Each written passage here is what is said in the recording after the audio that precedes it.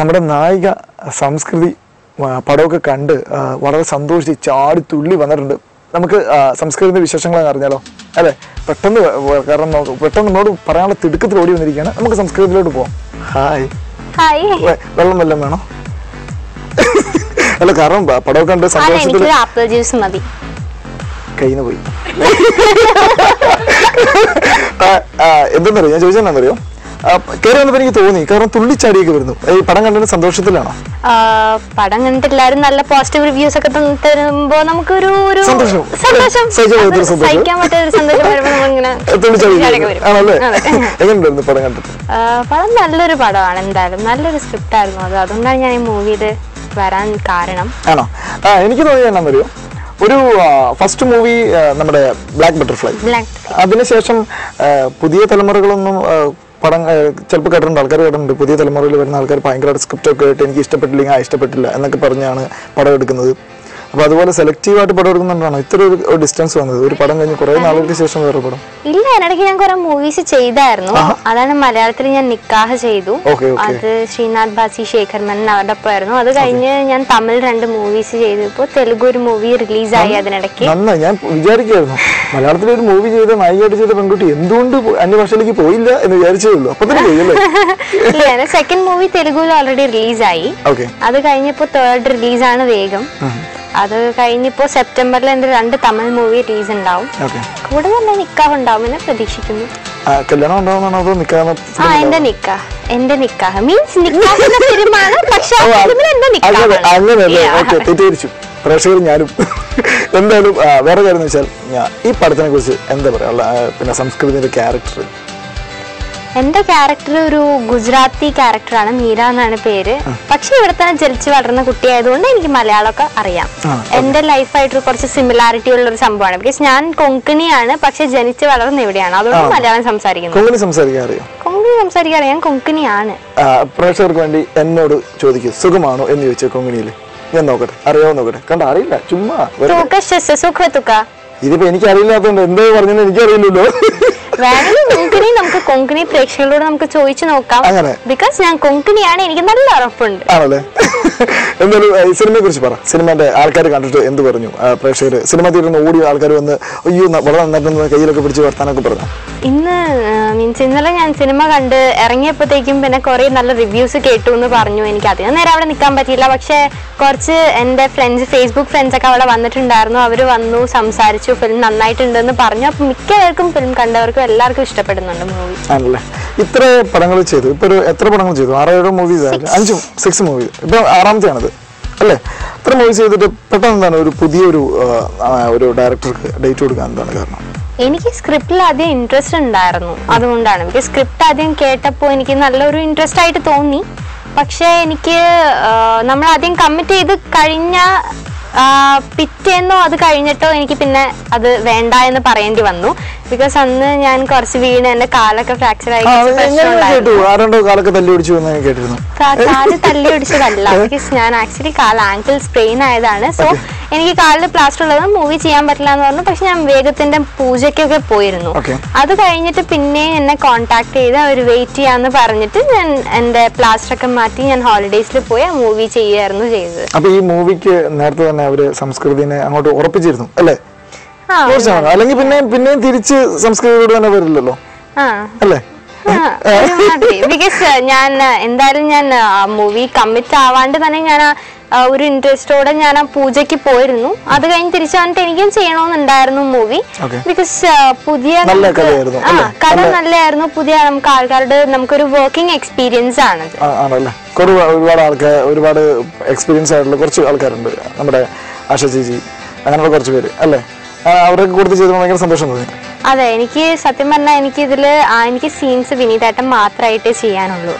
എനിക്ക് ആശേച്ചി, പ്രതാപൂതൻ സാർ ആരുടെ ഒപ്പം എനിക്ക് മീറ്റ് ചെയ്യാൻ പോലും പറ്റിയിട്ടില്ല സെറ്റില്. ഞാൻ റിലീസിനാണ് ഇവരെ മീറ്റ് ചെയ്യുന്നത്. സോ എനിക്കെന്ന് വെച്ചാൽ ഇവരുടെ ആരുടെയും കൂടെ എനിക്ക് ചെയ്യാൻ പറ്റിയിട്ടില്ല, സെറ്റിൽ മീറ്റ് ചെയ്യാനും പറ്റിയിട്ടില്ല. അവരുടെ എൻജോയ്മെന്റ് അത്ര ഇതുണ്ടായിട്ടില്ല. പക്ഷെ വിനീതേട്ടന്റെ കൂടെ ചെയ്യുമ്പോൾ വിനീതേട്ടനും ഞാനും സംസാരിക്കും. പിന്നെ ജേക്കബ് ഗ്രിഗറി അവരും ഉണ്ടായിരുന്നു. അപ്പോ ഞങ്ങൾ 3 പേരായിട്ട് കുറെ സംസാരിച്ച കുറെ തമാശക്ക് ഉണ്ടായിരുന്നു. പക്ഷെ അവരുടെ ഒപ്പം ഒന്നും ചെയ്യാൻ പറ്റിയിട്ടില്ല. എന്ത് തോന്നി വിനീതിന്റെ ഇത്ര എക്സ്പീരിയൻസ് ആയി വിനീതിനെ കൊടുത്ത് ചെയ്തപ്പോ? ഭയങ്കര സപ്പോർട്ടീവ് ആയിരുന്നു പുള്ളി. വിനീതൻ ഭയങ്കര സപ്പോർട്ടീവ് ആണ്, ഭയങ്കര ഫ്രണ്ട്ലി ആണ്, ഭയങ്കര സപ്പോർട്ടീവ് ആണ്. കുറെ ഒക്കെ പറഞ്ഞു തരുമായിരുന്നു സെറ്റ് വെച്ചിട്ട്. പിന്നെ ഇടയ്ക്ക് അങ്ങനെയല്ല, പക്ഷെ നമ്മുടെ രീതിയിൽ ചെയ്യാൻ സമ്മതിക്കും. ഇതാണ് ജസ്റ്റ് എങ്ങനെയാണ് ചെയ്യേണ്ടതെന്നൊരു ഐഡിയ പറഞ്ഞുതരും. മീൻസ് ഡയറക്ടർ ആയാലും അനലായിട്ടും ഭയങ്കര സപ്പോർട്ടീവ് ആയിരുന്നു. എത്ര പ്രാവശ്യം ചോദിച്ചാലും നമ്മൾ പറഞ്ഞു തരും. എന്റെ ലൈഫിലെ ക്യാരക്ടർ അല്ല, ഒട്ടുമല്ല ആ മൂവിയിലെ ക്യാരക്ടർ. ഒരു മാച്ചും ഗുജറാത്തി ഒരു മാച്ചും ഇല്ല. ബിക്കോസ് അത് എന്റെ ലൈഫ്, ഞാൻ ഇപ്പോ +1 പഠിക്കുവാണ്. ആ കുട്ടി എന്ന് വെച്ചാൽ കുറച്ചുകൂടെ ഒന്ന് മെച്ചൂരിറ്റി ഉള്ള ഒരു കുട്ടിയാണ്. അതെനിക്കും തോന്നി, ഒരു പ്രായത്തിൽ കവിഞ്ഞൊരു മെച്ചൂരിറ്റി ഒരു ക്യാരക്ടറാണെന്ന് തോന്നി അല്ലേ? അത് ചെയ്തപ്പോൾ ബുദ്ധിമുട്ട് തോന്നിയോ? അങ്ങനെ ബുദ്ധിമുട്ടില്ല, but it was A nice experience. ഇനിയും ഇതിൽ കൂടുതൽ ഏജ് ഉള്ളതാണെങ്കിലും ഞാൻ എടുക്കും എന്നാണ് പറഞ്ഞത്, കേട്ടല്ല? ഞാനിങ്ങനെ പറഞ്ഞിട്ടില്ല. എന്തായാലും ഞാൻ വേറെ കാര്യം ചോദിക്കട്ടെ, ആരാണ് കുടുംബത്തില് വീട്ടില് ആരാണ് ഏറ്റവും കൂടുതൽ സപ്പോർട്ട് നൽകുന്നത് സിനിമയിലേക്ക് ചെയ്യാൻ വേണ്ടി, ക്യാരക്ടർ ചെയ്യാൻ വേണ്ടിയിട്ടൊക്കെ? ഫസ്റ്റ് ഒക്കെ എനിക്ക് എന്റെ കൊങ്കണി കമ്മ്യൂണിറ്റിയാണ്, കൺസർവേറ്റീവ് ആയതുകൊണ്ട് എനിക്കൊന്നും എന്നെ വിട്ടിട്ടുണ്ടായിരുന്നില്ല മൂവിയിലേക്ക്. പക്ഷെ എന്റെ കരച്ചിലൊക്കെ കണ്ട് വീട്ടില് അങ്ങനെയൊക്കെ വലിയ സംഭവങ്ങളൊക്കെ നടന്നായിരുന്നു. അപ്പൊ വീട്ടില് കരഞ്ഞ് ബഹളം ഉണ്ടാക്കി. അച്ഛൻ എന്റെ കണ്ണീര് കാണാൻ പറ്റില്ല, ബിക്കോസ് ഞാൻ ഒറ്റ മോളാണ്, ഡാഡീസ് ഗേൾ. സോ അച്ഛൻ എന്റെ കണ്ണീര് കാണാൻ പറ്റില്ല. പിന്നെ അച്ഛൻ മൂവി ബഫാണ്, അപ്പൊ അച്ഛനായിരുന്നു എന്റെ ഏറ്റവും കൂടുതൽ സപ്പോർട്ട് ചെയ്തത്. പിന്നെ വീട്ടുകാരെ എല്ലാരെയും കൺവിൻസ് ചെയ്തു. അങ്ങനെ ഞാൻ മൂവിയിലേക്ക് വന്നു. മൂവിയിലേക്ക് ഞങ്ങള് ഫസ്റ്റ് ഞാൻ ഇങ്ങനെ ചില ആഡ്സ് ഒക്കെ ചെയ്തു, അത് കഴിഞ്ഞ് ചില ഓഡീഷൻസ് ഒക്കെ ചെയ്തു. പക്ഷെ എനിക്ക് അങ്ങനെ ഒതുങ്ങി നിൽക്കും എന്ന ഒരു ഇതുണ്ടായിരുന്നു. ഇവിടെ എറണാകുളത്ത് തന്നെ എന്തെങ്കിലുമൊക്കെ ചെയ്ത് നിൽക്കാമെന്ന്. പക്ഷെ അത് നടന്നില്ല. ഞാൻ ബ്ലാക്ക് ബട്ടർഫ്ലൈ ചെയ്തു, പിന്നെ ഞാൻ തെലുഗു മൂവി ഓഫർ പറഞ്ഞു ഹിന്ദിയിലേക്കൊക്കെ പോകും. അതൊക്കെയാണ് അല്ല ഞാൻ പറഞ്ഞാണ്, എത്തണല്ലോ, ഹിന്ദിയിലൊക്കെ ചെയ്യണ്ടേ, വേണ്ടേ? അപ്പൊ സിനിമ ശരിക്കും ഒരു സീരിയസ് ആയിട്ടുള്ള ഒരു ഇതാക്കി എടുത്തു? കാരണം ഞാൻ ചെറുപ്പം തൊട്ട്, എനിക്ക് 3 വയസ്സുള്ളപ്പോ തന്നെ ഞാൻ ഡാൻസ് ചെയ്യാൻ സ്റ്റാർട്ട് ചെയ്തത്. ഡാൻസ് എന്റെ പാഷനാണ്.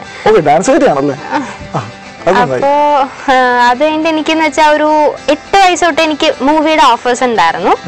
പക്ഷെ ആ സമയത്തൊന്നും എനിക്ക് അത്ര ഒരു ഇതുണ്ടായിരുന്നില്ല, എന്റെ ഒരു ആലോചന അതായിരുന്നില്ല ആ സമയത്ത്. പക്ഷെ ഞാൻ 2012 ഞാൻ ശോഭന മാമിന്റെ ഡാൻസ് പെർഫോമൻസ് കണ്ട് തിരിച്ചു വരുമ്പോ എനിക്ക് സഡൻലി ഒരു അങ്ങനെയൊക്കെ പറയാം. ബിക്കോസ് എനിക്ക് ശോഭന മാം ഇൻസ്പിറേഷൻ ആണ്, ഡാൻസർ പ്ലസ് ആക്ട്. അപ്പോ എനിക്ക് കൊങ്കണി വരുന്നു. എനിക്ക് മനസ്സിലാവില്ല. അപ്പോ ഞാൻ പോണ വഴിക്ക് ഞാൻ അച്ഛനോട് പറഞ്ഞു എനിക്കൊരു ആക്ടർ ആവണം, എനിക്കൊരു പെർഫോമർ ആവണം. പക്ഷെ ആരും കാര്യമായിട്ട് എടുത്തില്ല. പക്ഷെ ഇനി ഓഫേഴ്സ് വരുമ്പോഴത്തേക്കും ഞാൻ പിന്നെ സ്ട്രെസ് ചെയ്യാൻ തുടങ്ങി വീട്ടിൽ, എനിക്കൊരു ആക്ടർ ആവണം എന്ന്. പക്ഷെ എനിക്ക് എന്റെ ഫ്യൂച്ചർ മൂവിയിൽ തന്നെ ആവണം എന്ന് വളരെയധികം ആഗ്രഹമുണ്ട്. അതുകൊണ്ടാണ് ഇപ്പം ഇത്രയും പടങ്ങളൊക്കെ ചെയ്തു, വളരെ നന്നായിട്ട് മുന്നോട്ട് പോയിക്കൊണ്ടിരിക്കുന്നു. ഇപ്പം വേഗം പടം ചെയ്തു, വേഗത്തിൽ നല്ല ക്യാരക്ടർ നായിക. ഈ നായിക ക്യാരക്ടേഴ്സ് മാത്രമാണോ നോക്കുന്നത്, അതോ വേറെ എന്തെങ്കിലും സബ് ക്യാരക്ടേഴ്സ് നോക്കാറില്ലേ? ഇതുവരെ എനിക്ക് നല്ല ക്യാരക്ടർ റോൾസ് ഫസ്റ്റ് വരുമായിരുന്നു. ഞാൻ അങ്ങനെ ചെയ്യാൻ പോണ സമയത്ത് എനിക്ക് പിന്നെ ഹീറോയിൻ റോൾസ് വന്ന് തുടങ്ങി.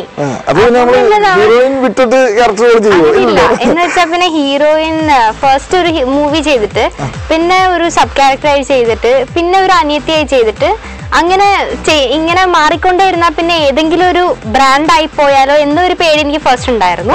പക്ഷെ ഇപ്പൊ എന്തായാലും എനിക്ക് അങ്ങനെ സബ് ക്യാരക്ടർ റോൾസ് വരാറില്ല. ബിക്കോസ് ഹീറോയിൻ ആയിട്ട് ചെയ്തു എന്ന് 2-3 ഇതില് വരുമ്പോഴത്തേക്കും എല്ലാവർക്കും കുറച്ച് പേർക്കൊക്കെ അറിയാം. അപ്പൊ അങ്ങനെ വരുമ്പോഴത്തേക്കും പറയാറുണ്ട്. അങ്ങനെ ഇപ്പൊ ക്യാരക്ടർ റോൾസ് ചെയ്യാറില്ല, കൂടുതലും ഹീറോയിൻ റോൾസിനാണ് നോക്കുന്നത്. ഈ ഇത്രയും 6 സിനിമകൾ ചെയ്തപ്പോ ഇതിൽ ഏറ്റവും ഇഷ്ടപ്പെട്ട ഒരു ക്യാരക്ടർ ഏതാണ്? നമ്മുടെ വേഗത്തിലെ ക്യാരക്ടറാണ്. ടു ബി ഫ്രാങ്ക്, എനിക്ക് ബെറ്റർ ക്യാരക്ടർ വിത്ത് ബെറ്റർ ലെങ്ത് എനിക്ക് കിട്ടിയിട്ടുണ്ട്. ബട്ട് വേഗത്തിലെ ക്യാരക്ടർ ഒരു നല്ല ക്യാരക്ടർ ആയിരുന്നു. Because it was A nice experience. വേഗത്തിൽ നമുക്ക് സെറ്റിൽ ആയാലും നമുക്ക് നല്ലൊരു എക്സ്പീരിയൻസ് ആയിരുന്നു എനിക്ക്. അത് കഴിഞ്ഞിട്ടാണ് ഞാൻ തമിഴ് മൂവീസിലൊക്കെ പോയത്. എനിക്ക് ബെറ്റർ ആയിട്ട് ഇഷ്ടപ്പെട്ട കുറച്ച് തമിഴ് മൂവീസിലെ റോളാണ് ടു ബി ഫ്രാങ്ക്.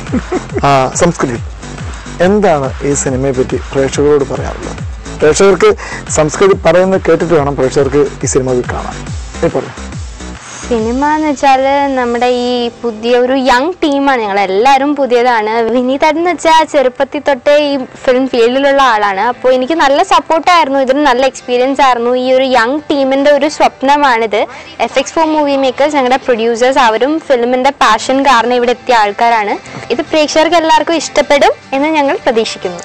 നന്നായിട്ടുണ്ട്. അപ്പം എല്ലാവരും കാണണം എന്ന് ഞാനും പ്രതീക്ഷിക്കും. ഞാനും പറയുകയാണ് പ്രേക്ഷകരോട്, നല്ല പടമാണ്, എല്ലാവരും പോയി കാണണം. നമ്മുടെ വളർന്നു വരുന്ന നായികയാണ് സംസ്കൃതി. കൊങ്ങിണി ആയാലും ആൾ മലയാളിയാണ്. ഇപ്പം മലയാളം കേട്ടപ്പോൾ നിങ്ങൾക്ക് മനസ്സിലായി കാണുമല്ലോ. എനിക്ക് മലയാളം അറിയില്ല അങ്ങനെയാണെന്നല്ല പറഞ്ഞത്, വളരെ വ്യക്തമായിട്ട് നല്ല അടിപൊളിയായിട്ട് മലയാളം പറയുന്നുണ്ട്. എന്നാലും എല്ലാവരും സപ്പോർട്ട് ചെയ്യണം നമ്മുടെ സംസ്കൃതിനെ. അത് മാത്രമല്ല, പടത്തെ നന്നായിട്ട് സപ്പോർട്ട് ചെയ്യണം. എല്ലാവരും പോയി കാണണം. ഇത്രയും സമയം ഞങ്ങൾക്ക് വേണ്ടി വൺ TVൻ്റെ പ്രേക്ഷകർക്ക് വേണ്ടി സമയം ചെലവഴിച്ചതിന് ഒരുപാട് സന്തോഷം. Thank you. On the spot wind up ചെയ്യേണ്ട സമയമായി. നിങ്ങൾ ഒരുപാട് വേഗത്തിൻ്റെ വിശേഷങ്ങളൊക്കെ കേട്ടല്ലോ. അപ്പോൾ എല്ലാവരും പോയി പടം കാണണം. എല്ലാവരുടെയും സപ്പോർട്ട് പടത്തിനുണ്ടാവണം. അപ്പോൾ നമുക്ക് അടുത്ത ആഴ്ച വീണ്ടും കാണാം. അടുത്ത ആഴ്ച വീണ്ടും കാണുമ്പോഴേക്കും ബൈ ബൈ.